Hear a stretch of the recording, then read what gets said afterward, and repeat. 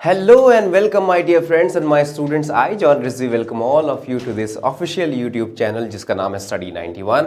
और जैसा कि आप देख पा रहे हैं आज लेकर आए हैं डे 10 10वें दिन की। आज हम लोग बात करेंगे स्पोकन इंग्लिश की सीरीज़ की। तो सबसे पहले हम लोग जब स्टार्ट करते हैं तो कन्वर्सेशन लेकर आते हैं और आज भी एक कन्वर्सेशन है। लास्ट टर्न पे हमने डिस्कस किया था, कन्वर्सेशन हो रही थी एक फादर और सन के बीच में, और यहाँ पर बात करेंगे मदर और डॉटर के बीच में कन्वर्सेशन हो रही है। तो let's start the conversation between a mother and a daughter. So अब यहां पर जैसे कि आप देख सकते हो, माताजी, पहले इंग्लिश का सेंटेंस लिखा हुआ है, उसके बाद यहां पर हिंदी का सेंटेंस लिखा हुआ है। पहले हम लोग हिंदी का सेंटेंस पढ़ेंगे, उसके बाद हम लोग इंग्लिश पर जाएंगे, राइट। तो यहां पर मदर ने, मां ने क्या कहा कि श्रेया तुम अपना होमवर्क क्यों नहीं कर रही हो, तुम अपना होमवर्क क्यों नहीं कर रही हो। आमतौर पर क्या होता है कि जब हम लोग शुरुआत में जस्ट सीखना शुरू करते हैं, जब हम फंडामेंटल्स की बात करते हैं तो हमें 2 स्टेप लगते हैं। यानी कि हमें देखना पड़ता है कि टेंस कौन सा हमारे पास है, रहा रही आ गया, साथ में हो या है आ गया, हूं आ गया, तो ये कौन सा टेंस हो गया, ये हो गया प्रेजेंट का कॉन्टिन्यूअस टेंस। लेकिन जब आप इसके यूज्ड टू हो जाओगे, जैसे मैंने पहले कई बार आपको बताया, हैबिचुअल हो जाओगे, तो आपको सिर्फ एक स्टेप की जरूरत पड़ेगी। यानी कि जब आप सोचना शुरू कर दोगे इंग्लिश में। सो श्रेया तुम अपना होमवर्क क्यों नहीं कर रही हो। श्रेया एज यूजुअल यहां पे नाम इंडिकेट कर दिया। Why are you not doing your homework. और इसको कहने का दूसरा तरीका तो हो ही नहीं सकता, सिंपलेस्ट वे है why are you not doing your homework. और अगर आपको ये नॉट को यहां पर लेके आना है तो स्पोकन में आप चला सकते हो। हालांकि वो ग्रामर वाले तरीके से देखा जाए तो गलत माना जाता है, लेकिन ये नॉट आगे भी आ सकता है। सो वाई आरंट यू, है ना, why aren't you doing your homework, ये भी कहा जा सकता है। क्लियर। उसके बाद श्रेया ने कहा, यहां से पढ़े हिंदी वाला, मुझे सवाल समझ में नहीं आ रहे हैं, राइट। सो आप ये भी कह सकते हो कि I am not getting the questions, और I am unable to solve the questions, ये भी कह सकते हो। और ये भी कह सकते हो I do not understand the questions. उसके बाद आगे क्या लिखा है, वे बहुत मुश्किल है। वे के लिए यानी सवालों के बारे में बात हो रही है, एक से ज्यादा है। जब एक से ज्यादा कोई चीज होती है तो हम लोग उसके लिए दे का यूज करते हैं, right. So they are very difficult, or you can say they are really difficult. It is up to you whatever the word you use, right? बस सही तरीके से कन्वर्सेशन होना चाहिए, आपकी बात सामने तक पहुंच जाना चाहिए। That is sufficient. That is a role of communication or purpose, right? Next. उसके बाद यहां पर माताजी फिर से एक बार कहती हैं, यहां से पढ़े हिंदी वाला, एक सवाल केवल तब तक मुश्किल होता है जब तक तुम उसे हल करना नहीं जानते। यानी कि एक क्वेश्चन, देखो यहां पे जैसे हमने सवाल की बात की, हमने क्वेश्चन उसको वर्ड फॉर वर्ड लिख दिया। ए क्वेश्चन इज ओनली डिफिकल्ट, केवल तभी तक डिफिकल्ट होता है अनटिल, जब तक कि आपको नहीं पता है, until you know how to. अब आप कहोगे कि सर यहां पर हमने नॉट क्यों नहीं लगाया, जब तक आपको ना पता हो। तो मैं आपको बता दूं कि बेटा यहां पर अनटिल पहले से लगा हुआ है ना।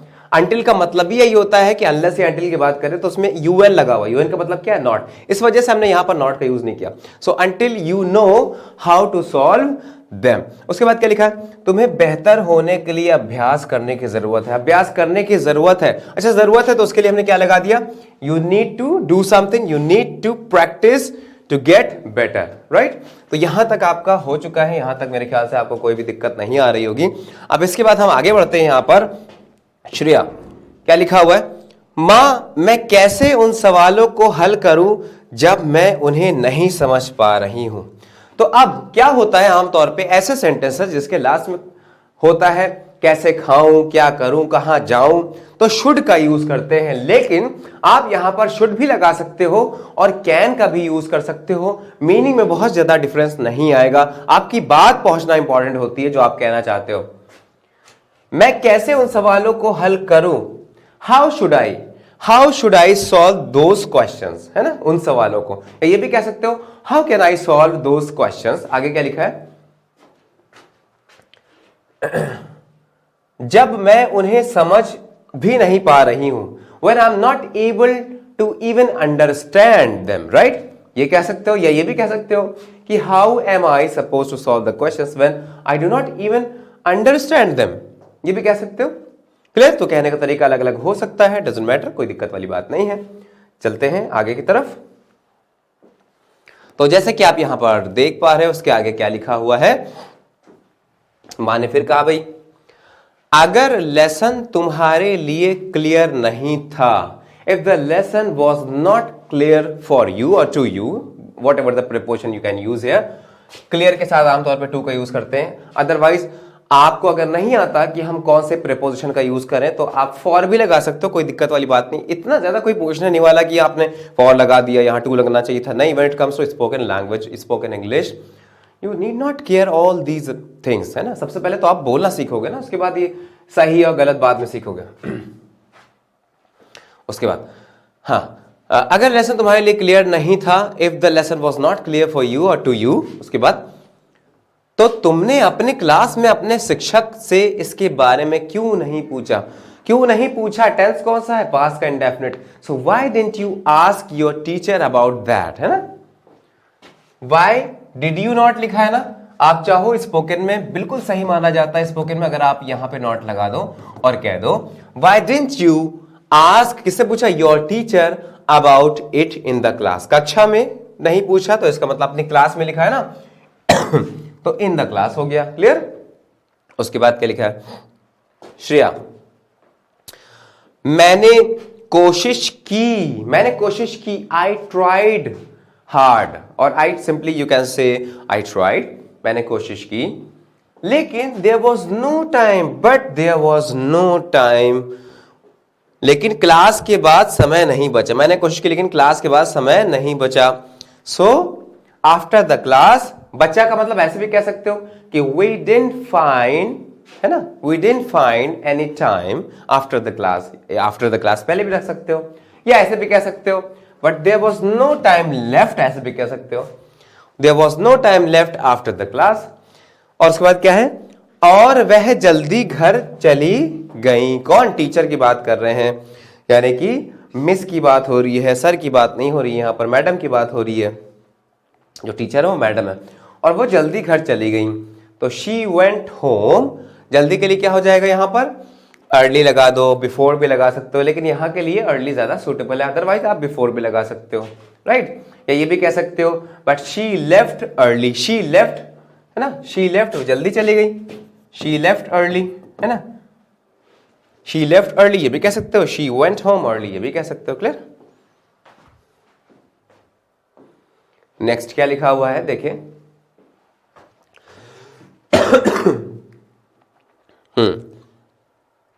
उसके बाद माता जी कहती हैं, अच्छा ये तो गलत है, दिस इज रॉन्ग। अच्छा के लिए क्या है, that is a kind of filler. मैंने आपको पहले बताया था फिलर क्या होता है, यू नो, अच्छा, well, okay, I see, I am getting, alright, ये सब ना।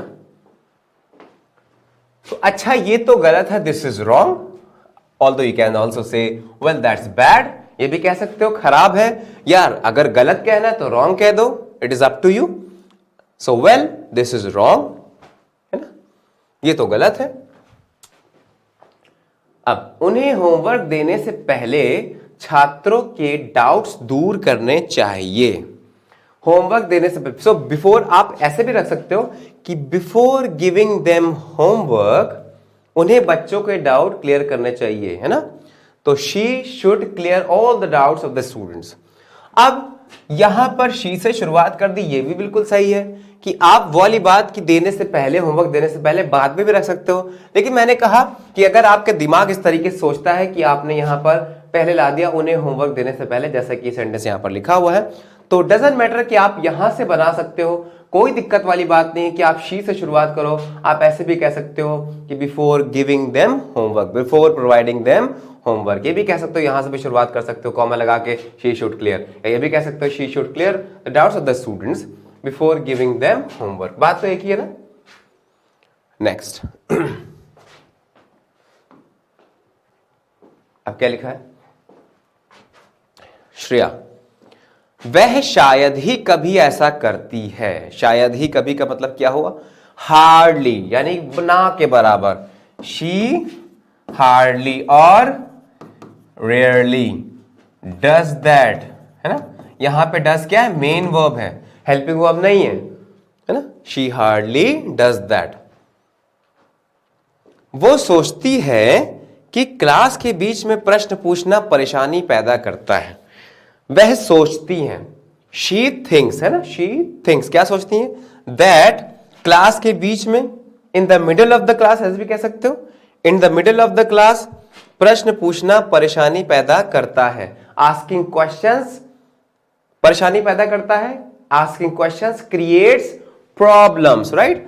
या इन्होंने देखे कैसे बनाया है, she thinks asking questions in the middle of the class, आप चाहे तो ये भी कह सकते हो in the middle of the class asking questions creates disturbance और problems. Asking questions in the middle of the class, class के बीच में।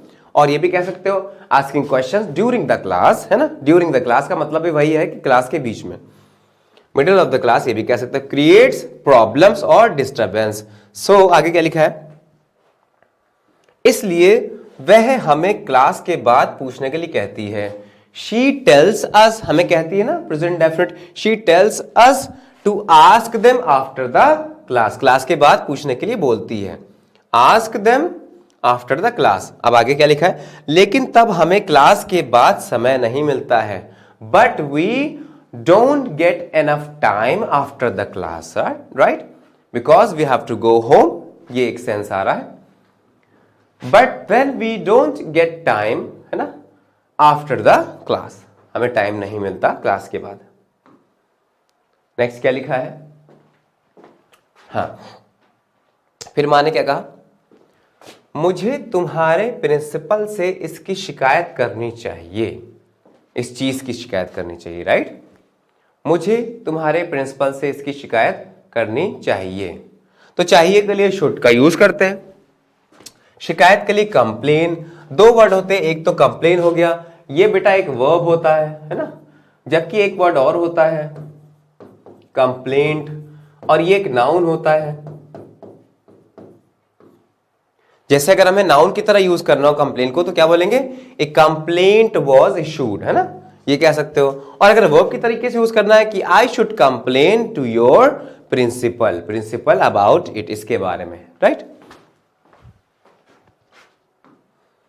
नेक्स्ट क्या लिखा है देखिए, श्रेया ने कहा, वह वैसे तो बहुत अच्छी टीचर हैं, she is a very good teacher otherwise, वैसे तो क्या मतलब हुआ, यानी इस चीज को हटा दे तो बाकी हर जगह वो सही है, अगर इस चीज को हटा दे तो she is very good, she is a very good teacher otherwise, otherwise इसके अलावा, है ना, अन्यथा, अदरवाइज का मतलब क्या होता है, अन्यथा।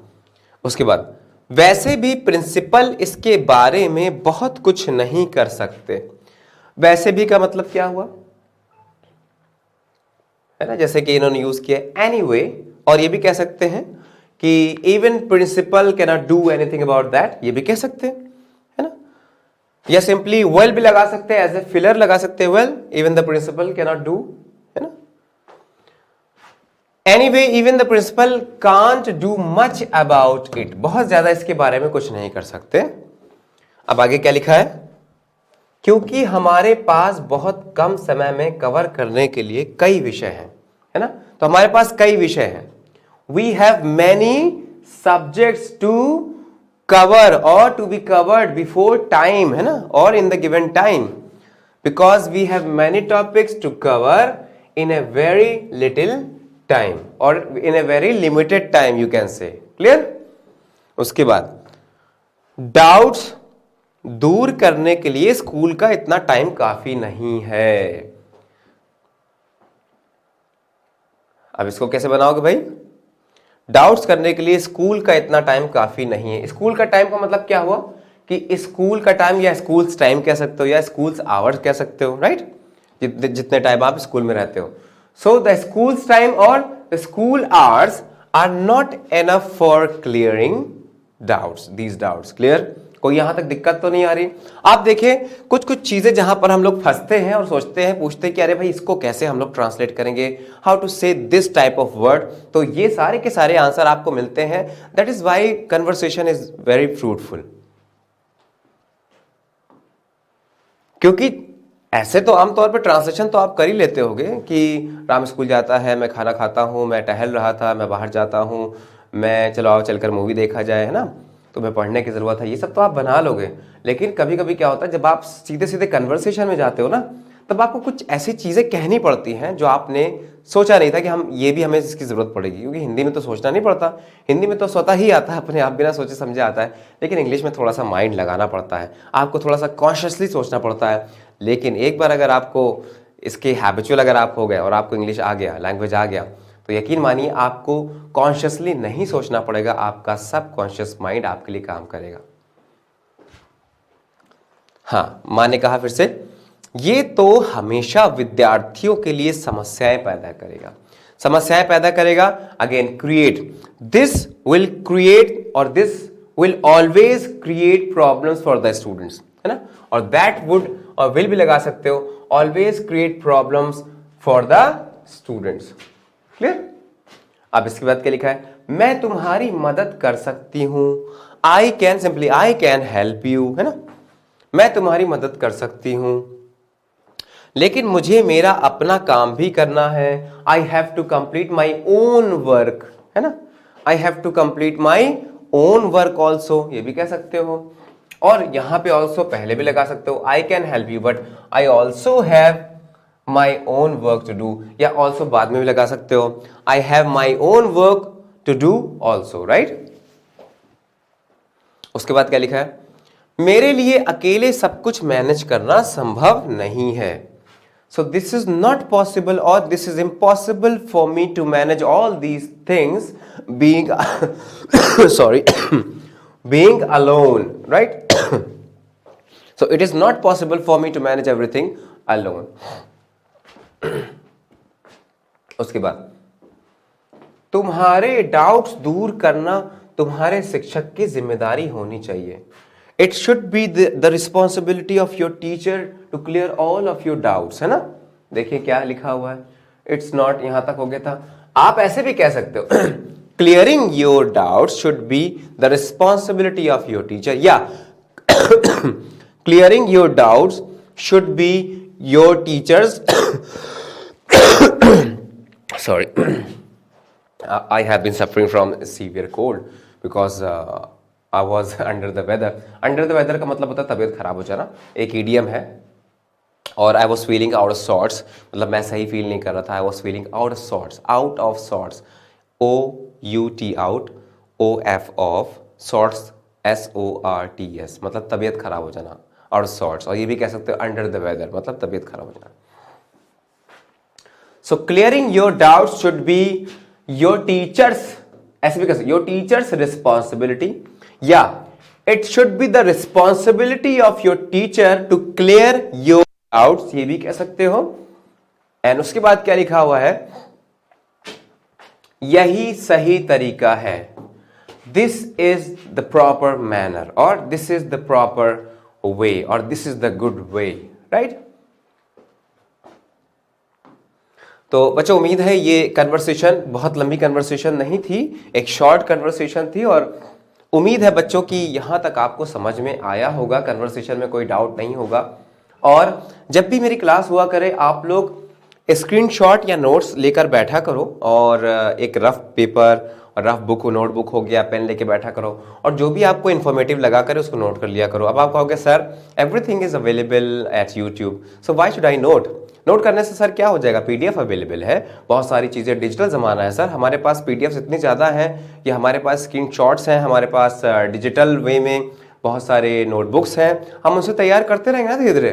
लेकिन बच्चे होता क्या है, जब आप किसी चीज़ को लिखते हो तो यकीन मानो आपका रेपिटेशन होता है, और किसी भी चीज़ का जब रेपिटेशन होता है वो चीज़ें आपके स्वतः माइंड में आने लगती हैं। इसलिए कहते हैं किसी भी चीज़ को जब याद करो तो लिख कर याद करो। लिखने का फ़ायदा क्या है, आप पहले पढ़ते हो, एक बार आपने पढ़ा उसको, फिर उसके बाद अपने दिमाग में प्रोसेस किया कि हमको क्या लिखना है, तो उसका रेपिटेशन हुआ, फिर से वो चीज़ रिपीट हुई, फिर उसके बाद जब आपने कागज पे उतारा, फिर एक बार पढ़ा उसको कि मैंने सही लिखा या गलत लिखा, कहीं कुछ गलती तो नहीं हो गई, तो 3 बार आपने उसी चीज को पढ़ा। एक तरीके से देखे तो जब आप एक चीज को एक बार में 3 बार ऑलरेडी पढ़ रहे हो, इसका मतलब वो चीज आपको याद हो जाएगी जल्दी ही। Now, coming to the most frequently words that are the common words we have to use in our daily life, and without these words we cannot make any communication, we cannot even start the conversation, so we must be very aware of all these common words. So let's start with the regret, the first word here. Regret का मतलब होता है पछतावा होना, right, दुख होना, पछताना, regret। असुविधा, जैसे मैंने कहा कि आपको असुविधा होगी, so you will be facing inconvenience. Inconvenience, कोई चीज सुविधाजनक होती है उसको क्या बोलते हैं? कन्वीनियंट। इनकन्वीनियंट एडजेक्टिव है, इनकन्वीनियंस नाउन है, राइट। फाइनलाइज करना यानी किसी के बारे में कंक्लूड करना, किसी चीज को फाइनलाइज करना, यानी कि मैंने डेट को या शेड्यूल को फाइनलाइज कर दिया, मतलब पूरा कर दिया। किसी पर ब्लेम लगाना यानी कि किसी पर कुछ लांछन लगाना, दोष लगाना, आरोप लगाना, ये ब्लेम करना हो गया। उसके बाद क्या लिखा है? वेरी फर्स्ट, ये तो पता ही होगा, सबसे पहला कोयल, कुकू है ना। कोयल वैसे भी कुकू करती है इसलिए उसका नाम कुकू पड़ गया। इसके बाद जल्द ही, वेरी सून है ना, सून और वेरी सून ये हो गया जल्द ही। आपको जल्द ही ईमेल प्राप्त होगा, you will be getting the email very soon, है ना। अनवेल का मतलब क्या है? सही ना होना। वेल का मतलब ठीक, अनवेल का मतलब सही ना होना, उसका ऑपोजिट है। उसके बाद क्या लिखा है बच्चों? Against. Against, I am fighting against the corruption, यानी कि उसके विरोध में। दृढ़ निश्चय का मतलब क्या होता है? या तो फर्म कहो या स्ट्रॉन्ग कहो, स्ट्रॉन्ग डिटर्मिनेशन, ये भी सही है। Surely, are sure about that, पक्का है ना, कच्चा वाला नहीं, पक्का। पहले से ही, आपको पहले से ही पता था ये बात ना, so I already, you already knew that, पहले से पता था। उसके बाद योर प्लेस, तुम्हारा, प्लेस यानी तुम्हारी जगह। At this time, at this time, इस समय, at this moment. At the moment का मतलब भी क्या है? At the moment I am not able to recall the given word, that means इस समय मैं रिकॉल नहीं कर, रिकॉल का मतलब क्या है? नहीं याद कर पा रहा हूं पुरानी चीजें, रिकॉल करना। एज पर, जैसे मैंने कहा you will be getting the salary as per your expertise और स्किल्स, आपको सैलरी मिलेगी जैसे कि आपकी स्किल्स और एक्सपर्टीज है, जैसा कि आपके कौशल है। नेक्स्ट, जब से, एवर सिंस है ना, एवर सिंस। जब तक, जब तक मैं आ ना जाऊं यहां से हिलना नहीं।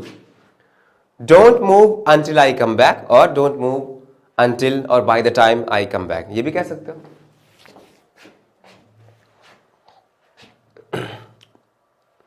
अच्छा, टिल या अंटिल, और अंटिल में सिंगल एल लगता है, टिल में डबल एल।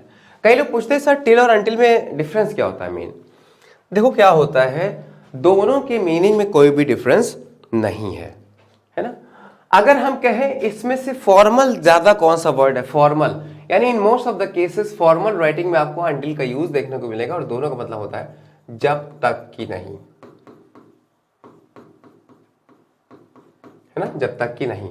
तो टिल और अंटिल तब लगाते हैं जब हमने कहा you will have to stay in the college till 4 o'clock, यानी 4 o'clock से पहले आप नहीं जा सकते। 4 बज जाए उसके बाद आप कभी भी जा सकते हो, पहले नहीं जाना। जैसे हम कहते हैं you have to submit your report by Sunday, by Sunday, तो इसका मतलब अभी भी हम ये कहना चाह रहे हैं कि संडे तक जमा कर दो, लेकिन संडे से पहले पहले, उसके बाद नहीं। इसका मतलब उसके पहले नहीं, और बाय द टाइम का मतलब उसके बाद नहीं, उससे पहले पहले, है, ये फर्क होता है। तब तक, टिल देन। भगदड़, स्टैम्पीड, जैसे यहां पे लिखा हुआ, भगदड़ मच जाती है बहुत ज्यादा, या जिसको हम लोग कियोस भी बोल सकते हैं, शोरगुल होना। उसके बाद क्या है? प्रिटी मतलब सुंदर। हार मानना, है ना, हार मान जाना।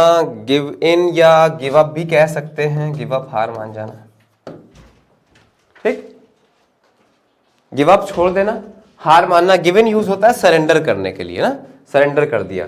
अक्सर पेरेंट्स जो होते हैं अपने बच्चों के सामने गिव इन कर देते हैं, बात मान लेते हैं। बगल में मतलब बगल में क्या? बी साइड, और नेक्स्ट टू, और नियर, एडजेसेंट, कुछ भी कहो।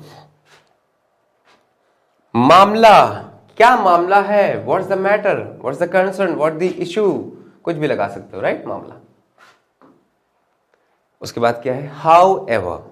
हाउ एवर का मतलब होता है बट, है ना, या फिर भी। जैसे मैंने कहा it will produce a lot of things, a lot of productive things.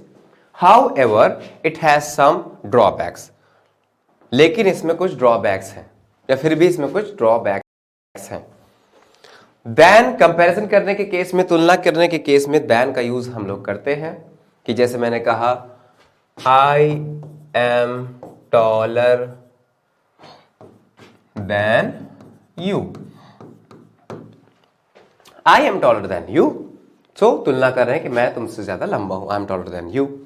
तो than का यूज तब करते हैं. और आपने देखा होगा जब हम लोग सेंटेंस की शुरुआत करते हैं no sooner से, तब भी हम लोग than का यूज करते हैं. जैसे no sooner did I come here than it started raining. ऐसे सेंटेंस में भी than का यूज करते हैं. लोनली, अच्छा एक वर्ड होता है अकेला के लिए अलोन, और एक वर्ड होता है लोनली. क्या मुझे कोई डिफरेंस बता पाएगा कि दोनों ही वर्ड्स में डिफरेंस क्या होता है? अलोन दोस्तों एडवर्ब की तरीके से यूज होता है, जबकि लोनली जिसमें एलवाई लगा है वो एडजेक्टिव की तरीके से यूज होता है. तो आप मुझे बताओ आई एम अलोन या लोनली, क्या बोलोगे? आई एम लोनली और अलोन एडजेक्टिव क्या है? लोनली. तो आई एम लोनली. और next sentence I was going alone और लोनली. अब गोइंग को, वर्ब को जो क्वालिफाई करेगा वो एडवर्ब होगा, इसलिए alone. I was going alone. देखा आपने कि लोनली और अलोन में क्या डिफरेंस होता है. इसके बाद अगला वर्ड क्या है? लगभग, near about, approximately, almost, right. उदासीन, उदासीन का मतलब यहां पर यह है कि जो बहुत ही ज्यादा डिसअपॉइंटेड हो और लोगों ने उसको बिल्कुल अलग कर दिया हो, दूर कर दिया हो अपने कुल से. यानी कि कोई ऐसा पर्सन है जो ज्यादा बोलता ना हो, तो हम लोग कहते हैं कि यार तुम किसी के फ्रेंड बनने लायक नहीं हो क्योंकि तुम्हें बातचीत करना ढंग से नहीं आता यार. तो अब उसको हमने अलग कर दिया, तो वो कैसा महसूस करता है? वो अलूफ महसूस करता है, राइट. लर्नर, सीखने वाला. बचपन, चाइल्डहुड. और ममता के लिए मदरहुड. आवाज, साउंड या वॉइस, आवाज उठाओ, रेज योर वॉइस. तब भी, इवन देन, तब भी तुम यहां पर आ रहे हो. Even then you are coming here. Asleep, सोया हुआ. Away, keeping away, going away मतलब दूर, सेपरेशन. बैन, कर देना किसी चीज को, रोक लगा देना.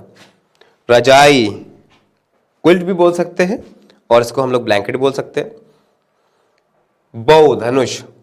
टायर्ड, थका हुआ. सुराख, होल. ड्रेन, आपने देखा होगा वॉशिंग मशीन में जब हम लोग पानी निकालते हैं तो उसको क्या कहते हैं? ड्रेन. और ड्रेन का एक और मतलब क्या होता है? नाला, ड्रेनेज. फ्लॉक का मतलब क्या होता है? फ्लॉक, गुच्छा या ग्रुप ऑफ द एनिमल्स और सेम टाइप्स ऑफ पीपल. एक जैसे लोग होते हैं, अगर उनका गुच्छा क्या कहलाता है? ग्रुप का फ्लॉक कहलाता है. नाखून, नेल. स्प्रेड, फैलाना, माफ करने के लिए. फॉरगिव, क्रेजी, पागल. किस से, फ्रॉम हुम. एस्क्राइब, एस्क्राइब का मतलब क्या होता है? किसी को श्रेय देना, किसी को क्रेडिट देना. एस्क्राइब. नेक्स्ट क्या है? काइंड मतलब दयालु. कीन का मतलब I am very keen to know your hobbies, मैं बहुत ज्यादा उत्सुक हूं आपकी हॉबीज जानने के लिए. ऑल्टरनेटिव का मतलब होता है do you have some alternative, क्या आपके पास कोई दूसरा तरीका है इसको अचीव करने का? तो विकल्प है, ऑप्शन है.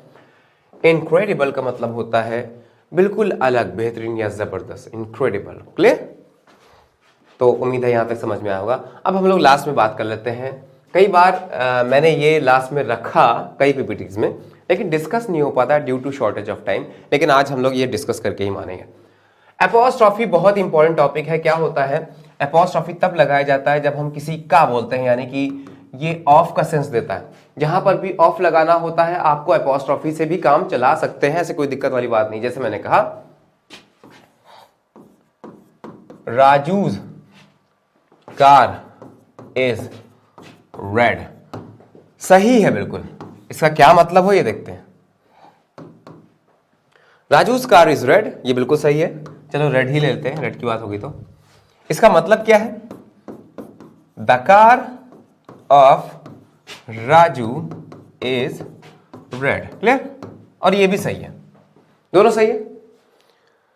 तो अब आप सोच रहे होगे सर ये बताइए जब ऑफ से काम चल जा रहा है तो अपॉस्ट्रोफी एस लाने की क्या जरूरत थी, है ना। तो भाई सीधी सी बात है कि सेंटेंस को थोड़ा सा शॉर्ट करने के लिए, काम अपना आसान करने के लिए हम लोग अपॉस्ट्रोफी एस का यूज करते हैं। लेकिन दोस्तों एक बात याद रखना, तो आप कहोगे कि सर तो हमेशा अपॉस्ट्रोफी एस लगाए, ऑफ ना लगाए?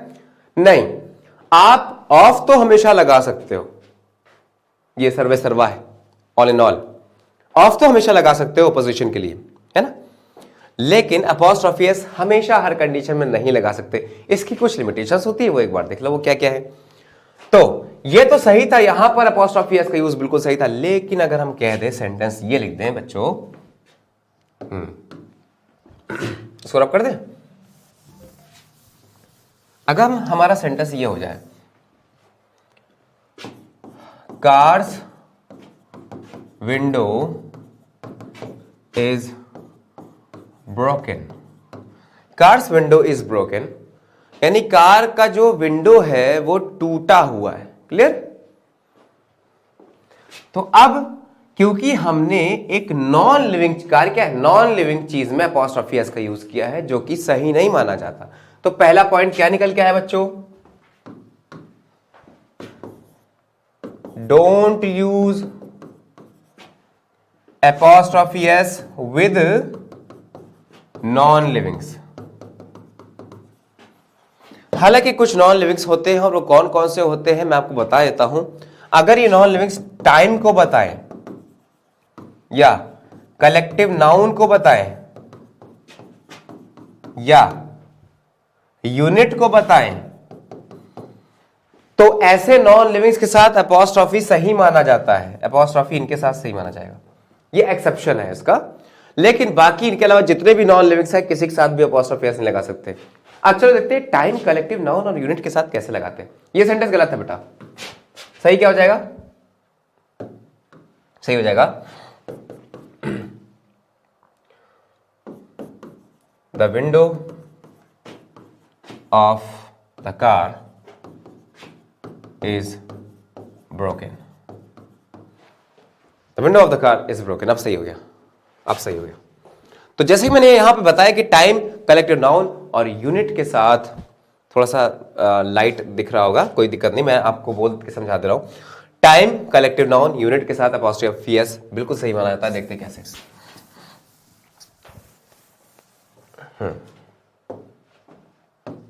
चलो भाई, लिखा है today's generation is very smart, today's generation is very smart, आज की जनरेशन जो है बहुत स्मार्ट है। अब ऐसा लग रहा है सर टुडे तो नॉन लिविंग है, इसमें अपॉस्ट्रोफी एस नहीं लगना चाहिए, लेकिन मैं कहूंगा सही है। रीजन क्या है? ये नॉन लिविंग रिप्रेजेंट कर रहा है टाइम को, टाइम के साथ सही माना जाता है, चाहे वो यस्टरडे हो, मंडेज हो, टुमारो हो, टुडेज हो, व्हाटएवर, टाइम को अगर रिप्रेजेंट कर रहा है अपॉस्ट्रोफी एस बिल्कुल सही होगा। और दूसरा क्या था? कलेक्टिव नाउन, जैसे you are required to fulfill the company's, company apostrophe s, company's need, you are required to fulfill the company's need, आपको कंपनी की जरूरत को पूरा करना है, फुलफिल करना है, राइट, रिक्वायरमेंट को फुलफिल करना है। तो आप देखें, कंपनी की जरूरत, कंपनी की नीड, कंपनी है क्या? नॉन लिविंग, लेकिन क्योंकि एक ग्रुप है, कलेक्टिव नाउन है, इसलिए इसके साथ अपॉस्ट्रोफी एस बिल्कुल सही माना जाएगा। क्लियर हुआ? ठीक है, एक और सेंटेंस देखें आप, यूनिट का सेंटेंस देखें। Unit 1 kilometres distance is not a big deal. 1 kilometre की दूरी कोई बहुत बड़ी समस्या नहीं है। 1 kilometre distance is not a big deal, कोई बहुत बड़ी बात नहीं है। तो अब यहां पर देखिए, किलोमीटर क्या है? यूनिट है, यूनिट के साथ अपॉस्ट्रोफी एस लगा रखा है हमने यहां पे, जो कि सही माना जाए क्योंकि यूनिट है। क्लियर? तो नॉन लिविंग के साथ अपॉस्ट्रोफी एस नहीं आता, सिवाय 3 नॉन लिविंग के। वो 3 नॉन लिविंग क्या है? टाइम, यूनिट और कलेक्टिव नाउन। क्लियर?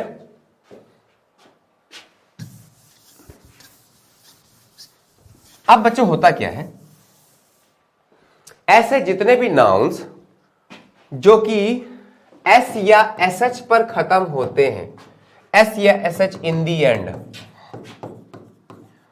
उनमें एपॉस्ट्रॉफी एस नहीं लगाया जाता, बल्कि सिर्फ ये निशान लगाया जाता है, एपॉस्ट्रॉफी एस हटा दिया जाता है। क्लियर? तो अब चलो सेंटेंस हम लोग देते हैं अपना। लिखा है बॉयज कार इज ग्रीन, और दूसरा सेंटेंस लिखा है,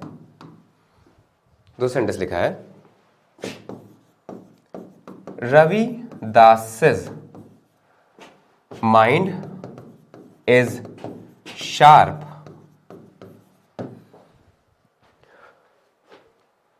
है ना? यह लिखा है Rajesh nature is good. Right? तो हम इसको बॉयज कार नहीं पढ़ेंगे, हम इसको क्या पढ़ेंगे, बॉयज कार, और ये एस हटा देंगे। Boys car is green. समझ में यही आना चाहिए कि बॉयज या लड़कों की कार जो है वो ग्रीन है, क्योंकि लास्ट में एस लगा है ना, देखो, इसलिए दोबारा से एस नहीं लगाते। रविदास के नाम में एस लिखा हुआ है, राइट? इसलिए क्या करना पड़ेगा हमको, ये वाला एस हटा देंगे और ये जो मार्क है ना अपॉस्ट्रोफी वाला, ये लगा रहेगा। In the same manner Rajesh जो कि एस एच पे खत्म हो रहा है, क्या करेंगे, ये वाला एस हटा देंगे, ये लगा रहने देंगे, और हमारा सेंटेंस अपने आप सही हो जाएगा। राइट?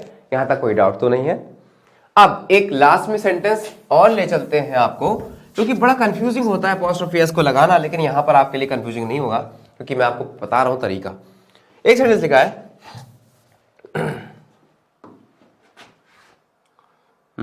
कौन सा ले ले पेन, चलो भाई ये green.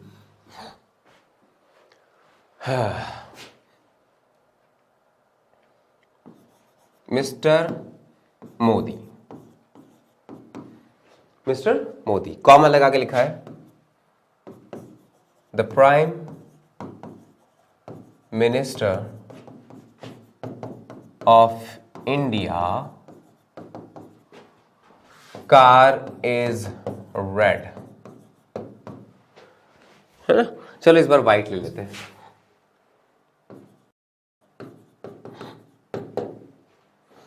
Mister Modi the prime minister of India car is white.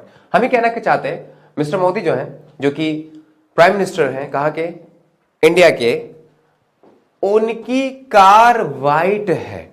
अब हमें लगाना है इस सेंटेंस में अपॉस्ट्रोफी एस। कहां लगा दे, यहां लगा दे क्या, mister Modi's the prime minister of India car is white. नहीं बच्चों, यहां नहीं लगेगा। रीजन क्या है कि जब भी हम लोग किसी एक नाउन की बात करते हैं और उस नाउन के बारे में बात पूरी नहीं होती, बात कुछ ना कुछ आगे होती है, या तो वो कंपाउंड नाउन होता है जो कई वर्ड से मिलकर बनता है, या कॉमा लगा के उसके बारे में अगर हम कोई बात कहना चाहते हैं तो वो बात जहां पर खत्म होगी वहीं पर अपॉस्ट्रोफी एस का यूज करेंगे। तो क्या हो जाएगा, mister Modi the prime minister of India, India's car, यहां लगेगा, क्योंकि बात कहां पर खत्म हुई, मिस्टर मोदी के बारे में बात कहां पर खत्म हुई, जो कि प्राइम मिनिस्टर है इंडिया के, the prime minister of India, यहां खत्म हो गई, इंडिया पे खत्म हुई। अब जहां पर बात खत्म होगी वहीं पर अपॉस्ट्रोफी एस का यूज करना है, इंडियाज कार इज व्हाइट। इसका मतलब ये बिल्कुल नहीं कि इंडिया की कार व्हाइट है, मतलब क्या समझ में आएगा इसका, कि मोदी जी की कार ही व्हाइट है। क्लियर? यहां तक क्लियर हो गया आप सभी लोगों को? तो उम्मीद है अपॉस्ट्रोफी एस का यूज भी आप लोगों ने सीख लिया होगा, और इसके साथ साथ मिलेंगे अगले लेक्चर में और कुछ नया लेके। तब तक आप मेरे साथ बने रहिए, और सिर्फ अपने तक इसको सीमित ना रखिए, बल्कि अपने दोस्तों के संग, अपनी फैमिली के संग, और जो भी आपको लगता है कि जो नीडी हैं, ज़रूरतमंद हैं, उन तक पहुंचाएं, क्योंकि all these courses are absolutely free without any cost. हाँ, लेकिन एक चीज़ की कॉस्ट है भाई, कॉस्ट ये है कि आपको अपना टाइम, बहुमूल्य टाइम देना पड़ेगा। Right? Thank you very much. जय हिंद।